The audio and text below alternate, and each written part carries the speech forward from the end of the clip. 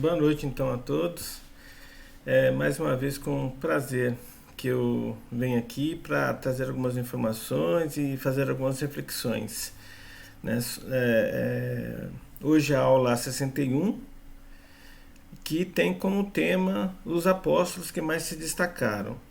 É uma aula que tem uma importância bastante grande porque nos dá a referência do que é ser discípulo e do que é ser um apóstolo, do que é você vivenciar no seu dia a dia, até de uma forma bastante forte, o seu discipulado, os ensinamentos de Jesus, mesmo que isso comprometa até a sua vida física. Não que nós tenhamos, né, que fazer isso igual os discípulos, os apóstolos fizeram, mas que nos dá uma referência, que nós sempre podemos fazer mais do que nós fazemos na busca da nossa iluminação, santificação, reforma de espírito. Né? Ou seja, um dia a gente ter condições de se sintonizar de maneira plena com o divino e assim estar no reino de Deus. Eu vou compartilhar aqui a minha tela, que eu preparei aqui uns slides para facilitar com que vocês compartilhem, acompanhem a aula. Então, como eu falei, o tema da aula é os apóstolos que mais se destacaram na missão de Jesus. Vou começar pelo precursor, João Batista. Vocês já tiveram aula sobre ele. Ele não foi, na verdade, um apóstolo e nem discípulo de Jesus, pelo menos não dá para se concluir isso da Bíblia, né, das leituras tanto dos livros canônicos, dos evangelhos canônicos, como dos apócrifos. Mas ele foi sim, né, bastante importante na missão de Jesus, porque como foi colocado nos evangelhos, ele preparou o caminho, ele abriu o caminho, ele anunciou a vinda, né, de Jesus, como aquele que traria uma mensagem nova, uma mensagem libertadora, que traria uma referência de caminhadas para todos. E ele que trouxe, pelo menos para o cristianismo, o conceito do batismo, né? Onde nós deixamos o velho homem e renascemos como um novo homem, para assim podermos vivenciar de uma forma mais plena os ensinamentos de Jesus. Lembrando, João Batista, de acordo com os evangelhos, era primo de Jesus. Ele nasceu um pouco antes, um ano antes de Jesus. Tanto é que é descrito na Bíblia que Maria foi visitar sua mãe, a mãe de João Batista, e que João Batista teve uma educação essênia. Isso, de acordo com as escrituras, fica bastante aparente pelo seu tipo de vestimenta, pelo o rito do batismo, que era um rito essênio, pela a mensagem que ele trazia, né, uma mensagem apocalíptica, enfim. Né, então ele deve, provavelmente após a morte dos seus pais, que é colocado na Bíblia que já eram idosos, ele deve ter sido acolhido por um grupo de essênios e recebeu toda a educação essênia. E Jesus, provavelmente, se não foi essênio por um tempo, teve um contato também bastante forte com essa cultura. E dessa aproximação, dessa vivência, é que começa a missão de Jesus após esse batismo. Porque após esse batismo, ele começa a formar os seus discípulos, começa a convidar homens do povo para serem seus discípulos, e começa também a sua missão, né, trazendo a mensagem que nós temos contato hoje através dos evangelhos. Então, esse batismo foi um marco. Tanto é que a maior parte dos evangelhos começa a descrever a vida de Jesus a partir desse instante. Alguns trazem ainda algumas informações sobre o nascimento de Jesus, né? Mas sobre a infância, adolescência de Jesus, pouca informação, principalmente nos canônicos, colocada. Somente quando ele alcança os 30 anos que surge então João Batista fazendo, né, o batismo de Jesus. E a partir desse batismo, Jesus, né, como um novo homem, começa então a sua missão de trazer a boa nova, trazer uma mensagem de amor para toda a humanidade. Bem, como a aula hoje é para a gente comentar sobre os apóstolos que mais se destacaram, então eu vou começar falando dos evangelistas. Evangelistas por quê? Porque eles fizeram, né, construíram, ou então para eles é atribuído os evangelhos canônicos. Evangelhos canônicos que são aqueles que são aceitos pela Igreja Católica, como também pela Igreja Evangélica. São esses 4 que estão listados aí, né? Mateus, Marcos, Lucas e João, nessa ordem. Então, no Novo Testamento, né, começa com os 4 evangelhos que são atribuídos a esses 4 apóstolos, 4 evangelistas. Existiram outros evangelhos? Sim, só que não são canônicos, são ditos apócrifos, porque não são considerados pela igreja, não foram pelo menos considerados pela igreja da época como inspirados, né, como de origem divina. Então temos, se vocês procurarem, vocês vão encontrar o evangelho de Pedro, que também foi um apóstolo de Jesus. Vocês vão encontrar o evangelho de São Tomé, né, o de Tomé, que também foi apóstolo de Jesus. Como vocês vão encontrar outros evangelhos de personagens que nem foram citados na Bíblia, mas esses a igreja considera como apócrifos. Então os evangelhos canônicos, né, são esses que foram escritos por esses apóstolos, discípulos apóstolos que estão colocados nesse slide. Por que esses desenhos? Porque ninguém sabe a imagem real, né, desses discípulos apóstolos. Então, normalmente, a referência são pinturas feitas no início da era cristã, mas ninguém sabe se aquelas pinturas correspondem à verdade ou não. Então, eu preferi colocar esses desenhos, né, essas ilustrações, só para referência mesmo.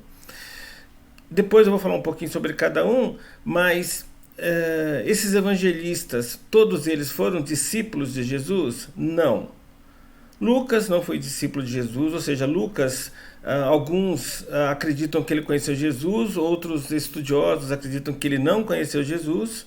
Os que acreditam que ele conheceu Jesus é porque é colocado em um dos evangelhos que um menino, né, teve um menino que viu a crucificação de Jesus, e esse menino, né, alguns acreditam que tenha sido Lucas, mas não se sabe se foi Lucas, porque ele não coloca isso nos Atos dos Apóstolos e nem no Evangelho de Lucas. Então, na verdade, tem-se dúvida se Lucas conheceu Jesus. Alguns acreditam que sim, outros que não.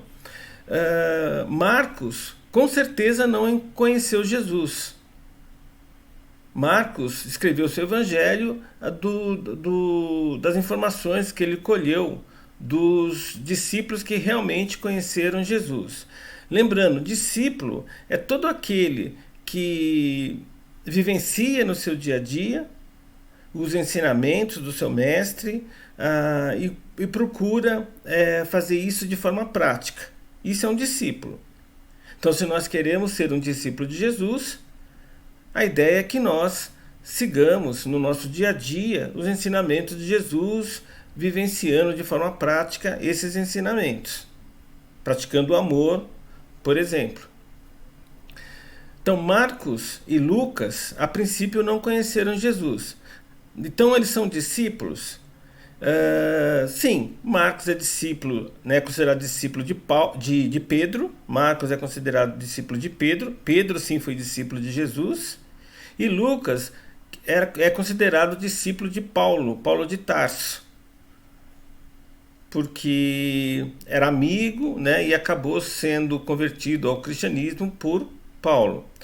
Os 4 são apóstolos? Sim, porque o apóstolo é aquele discípulo que leva os ensinamentos do seu mestre adiante, angariando novos discípulos, novos seguidores. Então, nesse sentido, Marcos e Lucas são sim, né, apóstolos de Jesus. Não foram discípulos de Jesus, mas são apóstolos de Jesus. Mateus e João, esses não. Esses foram discípulos de Jesus, conheceram, viveram com Jesus e foram apóstolos também, porque levaram a mensagem de Jesus adiante. Os 3 primeiros evangelhos, Mateus, Marcos e Lucas, são considerados sinóticos, porque são muito parecidos em termos de conteúdo. Já o de João é um evangelho que se diferencia dos demais porque ele traz uma visão mais divina de Jesus. Ele é mais místico. Enquanto que o de Mateus, Marcos e Lucas são evangelhos mais descritivos, mais históricos. Existe, né, um objetivo para cada um dos evangelhos. É dito que é considerado que Mateus escreveu seu evangelho para os judeus, Marcos para os romanos e Lucas para os convertidos, para os gentios convertidos, e João para os cristãos da sua época. Existe também, né, uma outra informação que é importante, que eu coloquei: os evangelhos são atribuídos a estes discípulos / apóstolos, porque não se tem, né, na verdade, a certeza da escrita por eles. Na tradição cristã, foram eles que escreveram os livros, mas hoje os exegetas que estudam a fundo os evangelhos têm para si que algumas partes dos evangelhos foram enxertadas ou alteradas ao longo do tempo, porque muda o estilo da escrita, né, muda a forma, né, a linguagem até de como as coisas são escritas. Mas aí entra em estudo linguístico, uma série de coisas. Mas são os evangelhos que a igreja entende como mais inspirados, né? Ou seja, de origem divina. Os 12 apóstolos, na verdade, é mais uma coisa de tradição. Hoje tem-se como certo que o número 12 é mais um número que vem da tradição, por herança, da época que os judeus eram escravos na Mesopotâmia. Ora da Babilônia, dos babilônicos, ora dos assírios, ora dos persas. E depois dos gregos, enfim. Mas a questão do número 12 é porque os mesopotâmios e assírios usavam a base 12, não a base 10, como sistema de contagem. Nós usamos a base 10 porque nós baseamos em 10 símbolos para fazer referência a quantidades, de 0 a 9, 10 símbolos para representar as quantidades possíveis. Os mesopotâmios, né, babilônios, assírios, enfim, usavam um sistema com 12 símbolos para representar as quantidades. E eles que dividiram o ano, então, em 12 partes, 12 meses, dividiram o dia em 12 partes, 12 horas, a noite em 12 partes, 12 horas. Daí também que foram os 12 signos do zodíaco, que vieram também da Babilônia. E tem outras, né? A questão de graus, minutos, 30 dias, enfim, uma série de referências à base 12 acabaram os judeus, né, quando voltaram para a Palestina, para Canaã, para a Terra Prometida, trouxeram como legado, como lembrança de tempos de escravidão na Mesopotâmia.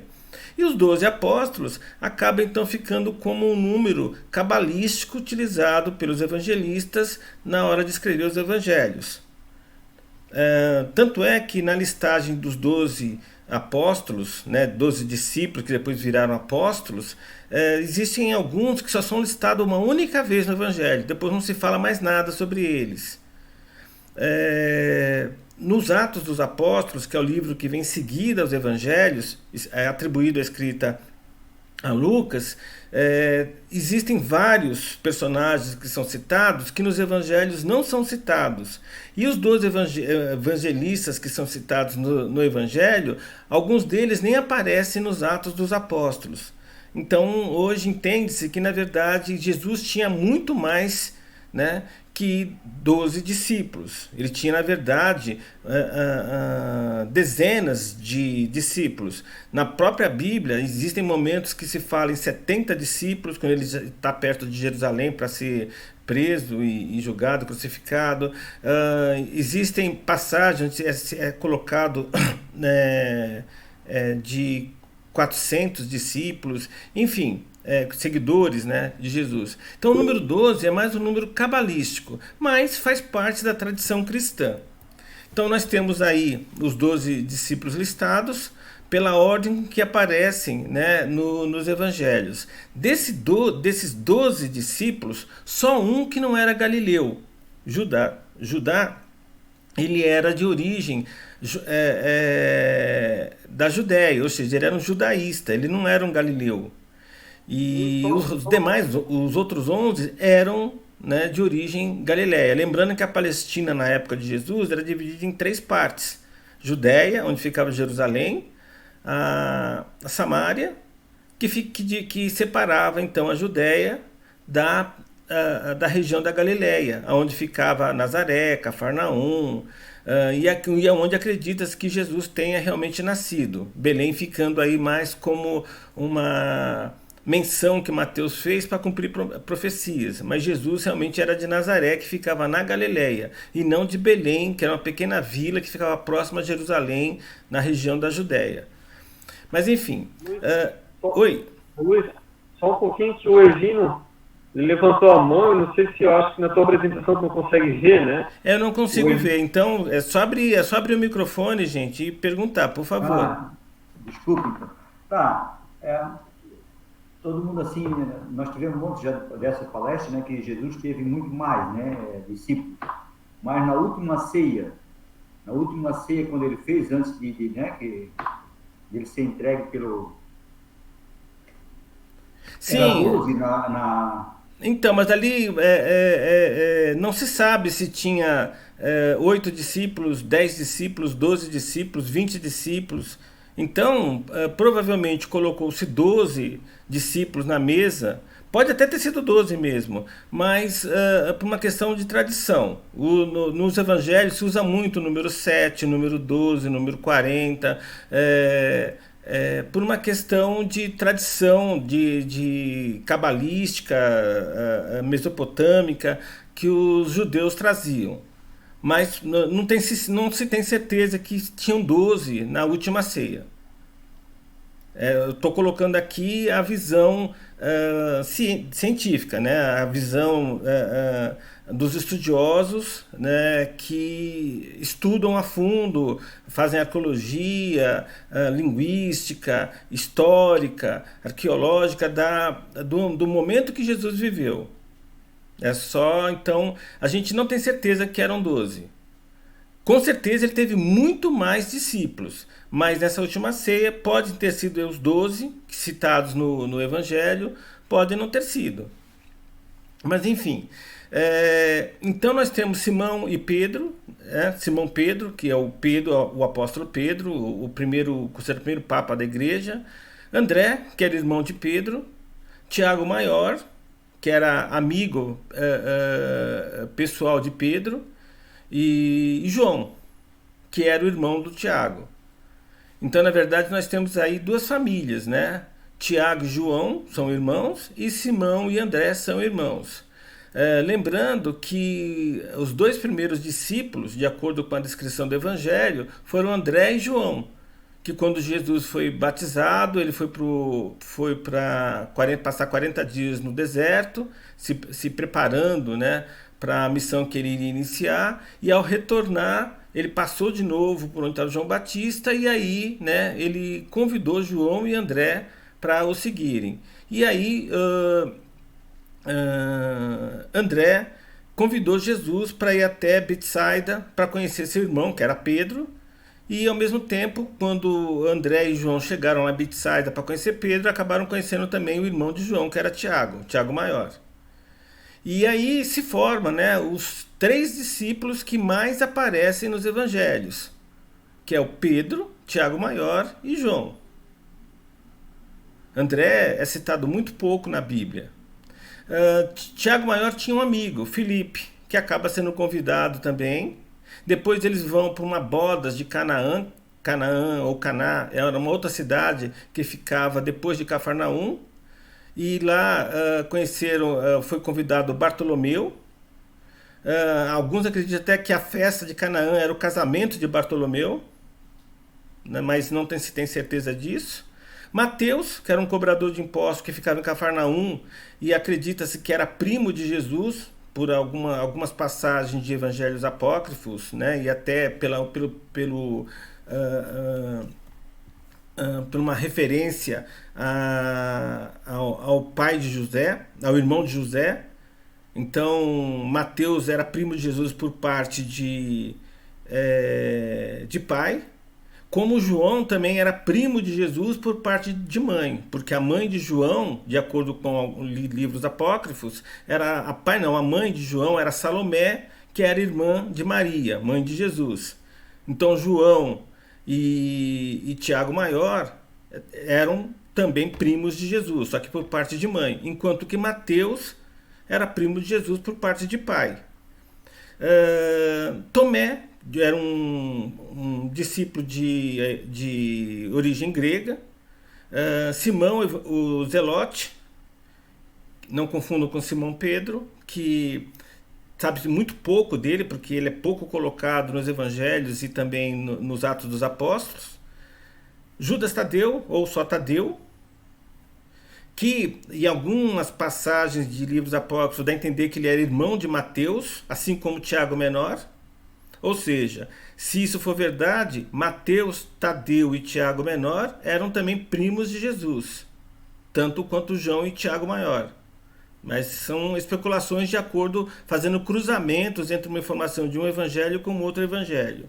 E Judas, que como eu falei, era um comerciante, que era o único, né, que não era galileu, era judaísta, era da Judéia.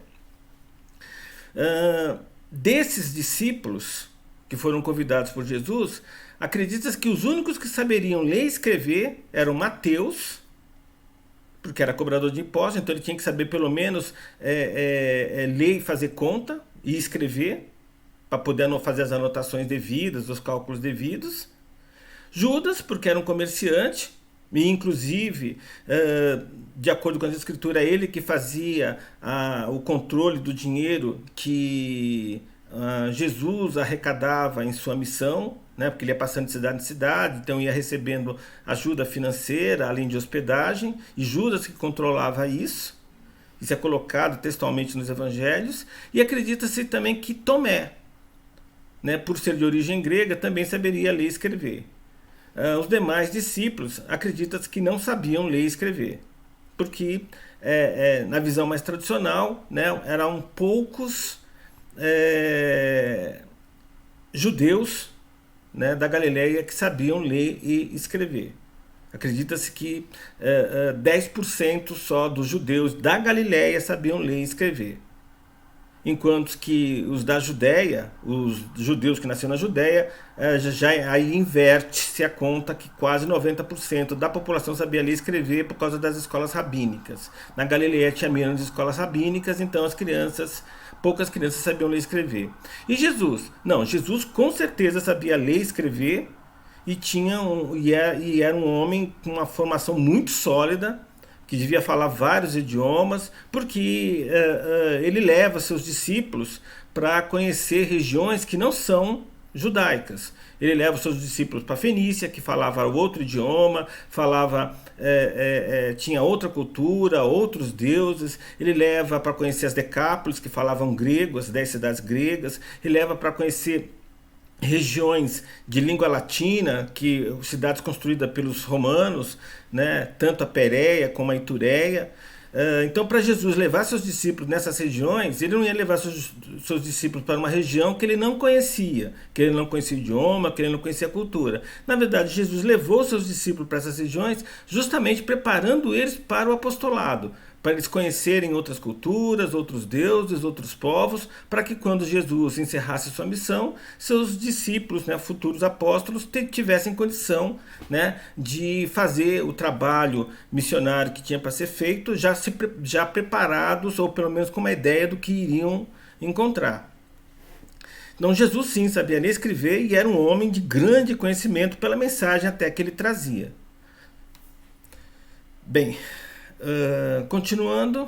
Bem, gente, como eu falei, né? Se alguém quiser perguntar alguma coisa, é só abrir o microfone e perguntar. Só que tem alguns apóstolos que não são colocados, né, nos evangelhos. Esses daqui são listados, mesmo que seja uma única vez, são listados nos evangelhos canônicos. Já esses não são listados. Aparecem nos Atos dos Apóstolos, que é um livro que eu aconselho a todos lerem, que é muito interessante. Porque conta, é um livro que vem na sequência do Evangelho de João, que é o último dos 4 evangelhos. Em seguida vem um livro dos Atos dos Apóstolos. É um livro que poucas pessoas leem, porque não é tão conhecido, tão famoso, mas ele traz mais informações muito interessantes, porque ele traz o início da igreja cristã. Depois que Jesus foi crucificado e partiu de vez para o mundo espiritual, como que se deu o início, né, do cristianismo, como que foi criada as primeiras comunidades cristãs, como que se deu o trabalho, e aí surgem outros personagens que não aparecem nos evangelhos, como por exemplo Matias. Matias é quem substituiu Judas, que de acordo com os evangelhos ele se suicidou. Não se sabe bem ao certo como ele se suicidou, porque os próprios evangelhos entram em contradição. Um diz que ele se jogou num precipício, outro diz que ele se enforcou, outro não fica claro como que ele se suicidou, mas enfim, né? De qualquer forma, a informação é que ele tirou sua vida. E aí, para substituir Judas, foi feito uma reunião, e dessa reunião o escolhido foi Matias. Então Matias é quem substituiu, né, o discípulo Judas. Mas temos outros aí, né? Tem o Marcos, que é um dos evangelistas, que não foi discípulo de Jesus, como eu falei, era amigo de Paulo de Tarso, e que virou um evangelista e virou um apóstolo. Paulo de Tarso, que já tiveram aula sobre isso também, foi, se não maior, um dos maiores apóstolos. Lucas, eu inverti aqui, gente, desculpa. Marcos, na verdade, foi discípulo de Pedro. Ele ficou lá em Jerusalém, na Casa do Caminho. Lucas é que era amigo de Paulo e por isso discípulo de Paulo. Era um médico, tinha uma formação muito sólida, sabia ler e escrever, né, a profissão dele na época era o médico, né, não tinha esse nome, mas ele tinha uma formação em medicina, e enfim, né, ele é um outro personagem muito forte, muito marcante, e é ele atribuído o escrito dos Atos dos Apóstolos.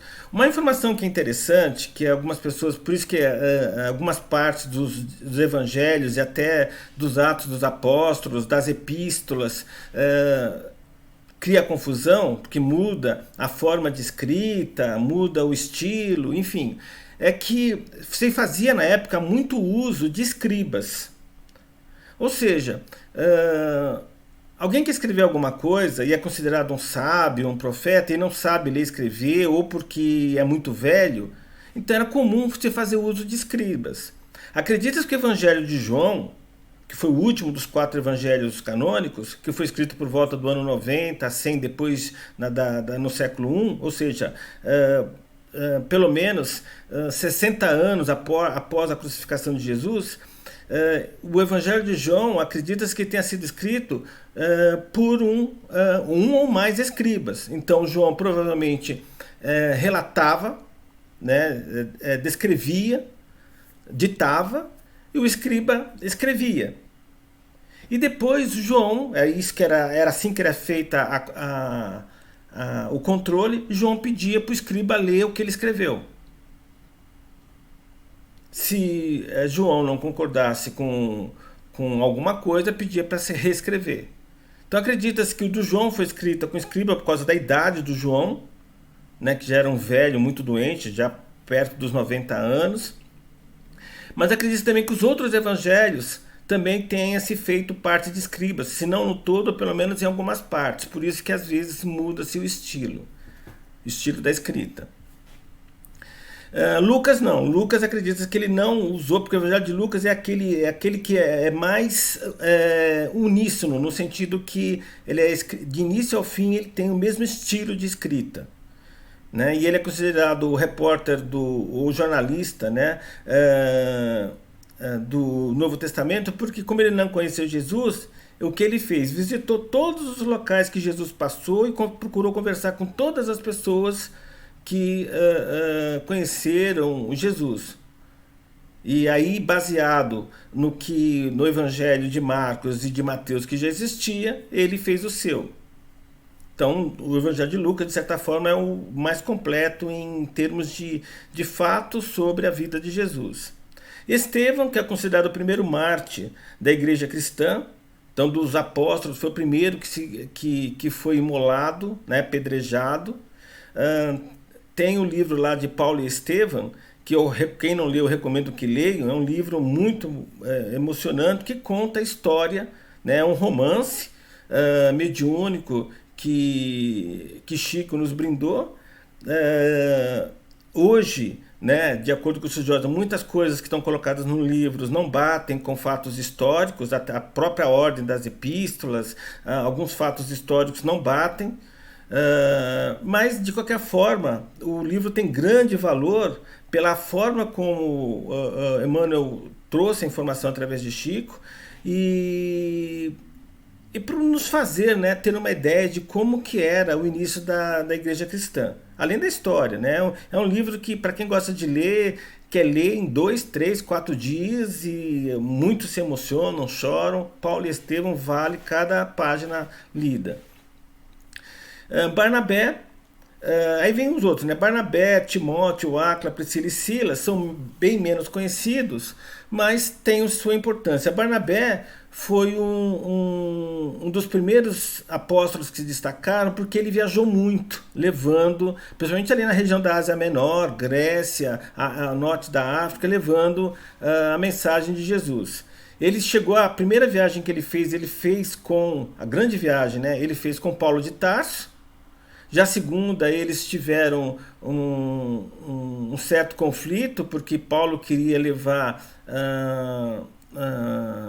Barnabé queria levar um companheiro que Paulo não queria, aí Paulo se separou, Paulo foi com Silas e Barnabé foi com Timóteo. Então na segunda viagem ele teve duas ramificações. E nessa segunda viagem Barnabé acabou sendo também sacrificado, né? Ele foi na Síria, acabou sendo preso, apedrejado lá. Então ele aparece só na primeira e na segunda viagem. Paulo fez a segunda viagem com Silas e depois ainda fez a terceira viagem, depois ainda tem uma quarta viagem quando ele vai para Roma. Ô Luiz, onde é que o Filipe, né, na verdade ele não está dentro desses novos apóstolos, né? Mas foi ele que visitou o Saulo na prisão, não foi? Foi. Filipe foi esse discípulo aqui que era amigo do Tiago Maior.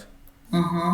Né? Então, o Filipe, ele conheceu Jesus, foi um discípulo de Jesus. E é ele que realmente, de acordo com o livro Paulo e Estevão, faz essa... Eu não lembro se no Atos no Atos acho que não tem essa passagem. Mas, enfim, né? O Filipe ele teve grande importância nos primeiros tempos da igreja cristã, porque ele realmente trabalhou. Por exemplo, ele levou as informações, as mensagens de Jesus pela região da Samária, que era uma região bastante populosa e com uma crença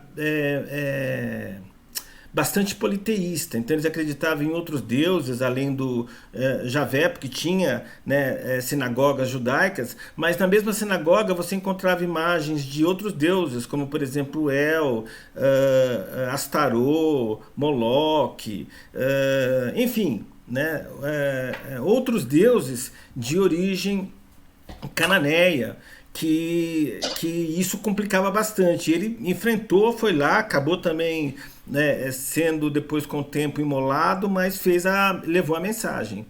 Bem, nós temos Timóteo, né, ele de origem rica, doou tudo, né, depois que ele conheceu Paulo, ele doou tudo para a igreja de Jerusalém, e acabou depois indo para Éfeso em missão e acabou virando o primeiro bispo de Éfeso, que era uma cidade importante ali da Turquia, e levando o cristianismo para toda aquela região da Ásia Menor. Áquila e Priscila, no livro Paulo Estevão, isso é contada essa história, né, desse casal, de uma forma romanceada, mas também emocionante. O que se sabe é que, de acordo com os evangelhos e Atos dos Apóstolos, porque eles aparecem nos Atos dos Apóstolos, ele era um casal também com judeu, e também com uma certa quantidade, né, de bens materiais, que vivia em Roma, e aí, por causa da expulsão dos judeus de Roma, eles fugidos de lá foram parar em Antioquia, e lá conheceram Paulo, foram convertidos ao cristianismo por Paulo, e aí começaram, né, a trabalhar para a igreja de Jerusalém e para outras igrejas. E aí eles acabaram depois indo para, se eu não me engano, acho que foi Éfeso também. E acabaram lá, né, contribuindo. Inclusive tem uma passagem onde eles também salvam Paulo também de ser morto. Enfim, né, eles aparecem bastante, eles tinham uma afinidade bastante grande com Paulo, porque eles tinham a mesma profissão que Paulo, ou seja, eles construíam, confeccionavam barracas, tendas, e que era uma coisa muito útil na época para as viagens, né, que eram feitas a pé, então o pessoal precisava se proteger, né, da chuva, do frio à noite, e as tendas, as barracas eram muito importantes. E eles eram especialistas nisso, e o Paulo também como era, então eles se conheceram em Antioquia, e através desse conhecimento foram convertidos, e depois entraram para a igreja e ficaram. E, por último, Silas, que foi o companheiro de viagem do Paulo na segunda viagem, na terceira viagem. Ele também foi decisivo, a sua opinião, no primeiro concílio da igreja cristã, que foi feito em Jerusalém, onde foi discutido se havia necessidade ou não de fazer circuncisão para a pessoa ser convertida ao cristianismo. E o resultado desse concílio, né, foi que não haveria essa necessidade. Paulo, que tinha essa proposta, acabou sendo vencedor, apesar que Filipe, Tiago eram contra, mas Paulo acabou ganhando na votação. Então aí ficou liberado a conversão dos gentios, que eram aqueles que não eram judeus, professavam outra fé, ser convertido diretamente para o cristianismo sem precisar fazer a circuncisão, que era uma tradição judaica. Enfim, Silas também tem uma participação bastante efetiva, e a gente nota isso nos Atos dos Apóstolos. Ou seja, nos Atos dos Apóstolos, quem mais aparece lá é Paulo, Lucas, Estevão, Áquila, Priscila, Silas, Barnabé, Timóteo, Matias, né? São aqueles que aparecem nos Atos dos Apóstolos, mas que não aparecem, né, nos evangelhos. Então, Matias, a data cristã para esse santo, ele foi santificado, é 14 de maio. Como eu falei, foi aquele que substituiu o Judas Iscariotes. Iscariotes, porque ele nasceu numa cidade, numa vila chamada Iscariotes, que ficava justamente na Judéia. São Marcos, como eu falei, ele foi discípulo de Paulo, médico, né, e que tem o evangelho com mais informações a nível histórico. Convertido por Paulo, também bastante importante nos primeiros tempos da igreja cristã. Paulo nem se fala, né? Então ele não aparece nos evangelhos, mas é o principal personagem dos Atos dos Apóstolos. Depois a gente tem as epístolas, né? Que vocês também vão ver com bastante detalhe ao longo do curso. Ou seja, as cartas que Paulo escrevia para as comunidades recém-fundadas de igreja cristã. Lembrando que essas comunidades eram, na verdade, núcleos, né, de evangelização. Então, Paulo viajava, começava a discursar, né, levando a mensagem de Jesus numa praça ou na casa de alguém, e começava-se a estudar os ensinamentos de Jesus, e essa casa acabava virando dando origem a uma comunidade, que mais tarde virava uma igreja. Igreja é uma palavra que vem do grego, que significa uma assembleia. Então era feita uma igreja para estudar, né, os ensinamentos de Jesus. Igreja vem do grego. Os gregos, quando eles queriam, os cidadãos gregos, quando queriam discutir, né, algum problema, eles se reuniam em igreja, e dali, né, a proposta vencedora ganhava. Então Paulo acabava fundando as primeiras comunidades, que mais tarde receberam então o nome de igreja. Lucas, de novo eu confundi aqui, né? Marcos era um discípulo de Pedro, eu vivo confundindo isso. Marcos é discípulo de Pedro. Lucas, que é o amigo de Paulo de Tarso, o médico. São Estevão, o primeiro mártir da igreja cristã. O Barnabé, que foi depois de Paulo, foi o apóstolo que mais viajou, que mais fundou comunidades. Timóteo, que participou também da igreja de Jerusalém, na Casa do Caminho. Pedro, que é considerado o primeiro papa e aquele que, por causa das suas qualidades mediúnicas e por ser o discípulo preferido de Jesus, era aquele que tinha a liderança sobre os primeiros evangelistas, os primeiros apóstolos. Tiago Maior, que levou, né, a mensagem de Jesus por toda a região da Península Ibérica, né, da Península Itálica, acabou sendo imolado ali. E Filipe, né, que levou para a região da Samária, como eu falei, também participou bastante dos primeiros tempos da igreja cristã, da Casa do Caminho e das comunidades que foram fundadas na Samária. E João, né, o discípulo mais novo de Jesus, que cuidou, né, por isso que ele até demorou mais para ser imolado, foi o último discípulo a morrer, porque Jesus pediu, né, que ele cuidasse da tia até a passagem dela, e foi de acordo com o que está colocado nos evangelhos o que ele fez.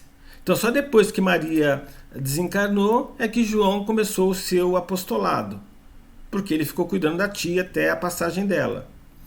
E aí ele começou também a viajar, e acabou sendo preso pelos romanos, mas pela idade e como a igreja cristã já tinha crescido o suficiente, ele não foi imolado, ele acabou morrendo de velhice, preso. E Mateus, que também é o evangelho depois de Lucas, que traz mais informações. Mateus era um cobrador de impostos, mas isso não significa que ele era uma pessoa má. Não, ele era simplesmente empregado de um romano. Então os romanos contratavam judeus para cobrar impostos, e os judeus que eram contratados para contratar impostos recebiam um salário para fazer isso. A condição é que soubessem ler e escrever, que fossem fiéis, né, sob pena de morte ao seu patrão. Mateus era um desses cobradores de impostos, tinham vários. aqui nesse slide eu trago a provável morte de cada um dos discípulos. Jesus, como todos sabemos, foi crucificado, né? Mateus morreu esfaqueado, Tiago decapitado, Paulo também. Paulo foi em Roma, né? Pedro foi crucificado de cabeça para baixo em Roma. André não quis ser crucificado como irmão, né? Então foi crucificado em X. Pedro foi crucificado de cabeça para baixo porque ele não quis ser crucificado como Jesus, e André não quis ser crucificado como irmão. Tiago apedrejado, né, como eu falei, né, lá na Síria. Matias foi queimado, Simão Zelado esquartejado, Judas Tadeu também, Tomé foi lançado, enfim, todos com mortes, nenhum, tirando tirando São João, todos morreram de maneira dramática. Agora vem algumas perguntas que eu quero deixar, algumas reflexões que eu quero deixar, para que a gente reflita sobre isso depois da aula, né? Você é um verdadeiro discípulo de Jesus? Né? Isso está em Lucas 9:23. Ou seja, a gente procura viver o nosso dia a dia em acordo com os ensinamentos de Jesus, ou a gente simplesmente passa o dia sem nem lembrar do que Jesus nos ensinou, do que está escrito nos evangelhos? O verdadeiro discípulo de Jesus nasce da mistura perfeita da verdade e do amor. Ou seja, ele vive em verdade, com verdade e praticando o amor de maneira verdadeira. Ou seja, não basta dizer para alguém que a ama. Temos que demonstrar isso através de palavras, através de atos, para que essa irradiação, né, essa energia, construa um universo à nossa volta baseado em amor. Mas é só através de palavras e de atos? Não, através de pensamentos e sentimentos, se não tiverem nenhuma intenção oculta, né, também é irradiação de amor. Bem, a importância do testemunho, né? Crê o que lês, ensina o que crês, vive o que ensinas. O que está colocado aí é que nós devemos evitar de sermos hipócritas. Por exemplo, me colocando como exemplo, eu aqui trazendo informações sobre a vida de Jesus, sobre a vida dos discípulos, sobre a vida dos apóstolos, eu tenho que, para testemunhar isso para vocês, eu tenho que procurar vivenciar no meu limite o que Jesus ensinou, no que ele nos aconselhou. Então, cada um de nós precisa, para poder testemunhar isso para as outras pessoas, viver isso no dia a dia. Senão é hipocrisia. Então, dizer que amo o Pai, o Criador, a Deus, sem amar o próximo é hipocrisia. Porque se o divino está manifesto em tudo, ele está manifesto no próximo, seja ele quem for. Mesmo o meu chefe que eu não gosto, né? Uma pessoa que me causou mal por palavras ou por atos, Deus está manifesto nela. Então, né, se eu não quero ser hipócrita, eu tenho que testemunhar o amor de Jesus por esse próximo. Que como é possível amar a Deus se eu não amo o próximo, se o próximo é uma manifestação do Pai? Então, é importante testemunhar com verdade. Então, né, se a gente está disposto a isso, a gente tem que se entregar ao trabalho, né, à vivência, né, dos ensinamentos com a prática do amor no nosso dia a dia.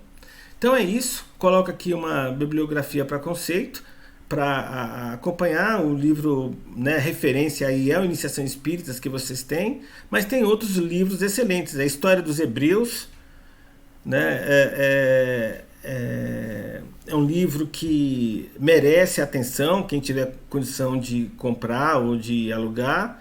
A Bíblia, lógico, né? O Humberto Holden também é um livro excelente, e o nosso Pentateuco do Kardec. É isso.